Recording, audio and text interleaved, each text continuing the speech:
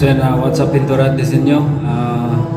Sa video na to, papakita natin yung first step ng pintura kapag ka-skim coat ang gamit mo. So anyway, ito naman ay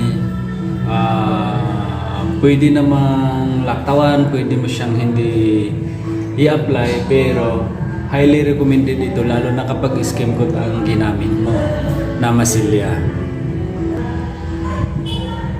So bali yung tinutukoy ko ay yung primer sealer. Bakit siya highly recommended? Dahil ang skim coat kasi prone siya sa pagbabakbak kapag ka na-expose siya sa moisture. Kapag ka nagpahid ka nito ng bago ka nagpahid ng pintura mismo, mas mataas ang chance na makakalaban yung finish mo sa moisture. Kumbaga hindi siya basta-basta natutuklap, hindi siya basta-basta nagpuputukan. So yun ang purpose ng primer sealer. At sa pagtimpla naman yan, as usual, water based yan, so hahaluan mo lang siya ng tubig. Nasa sayo na kung gaano kalabnaw ang gusto mo at kung gaano kalapot. At ang technical data nito ay pwede kang maghalo ng at least or 25%,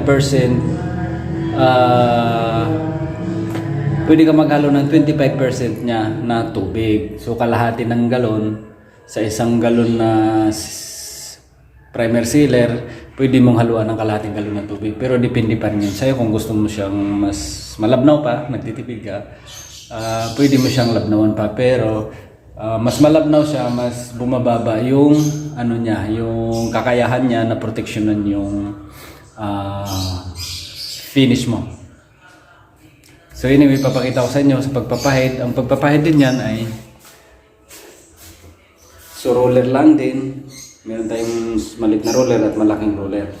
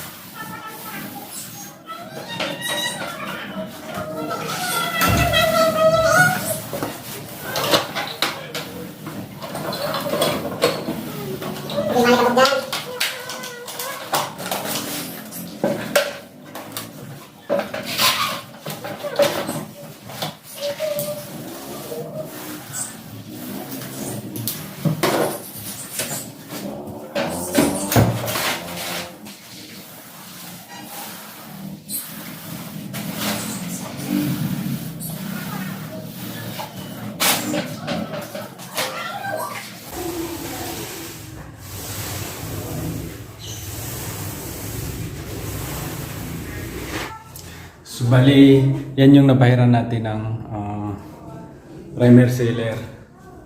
At ito talaga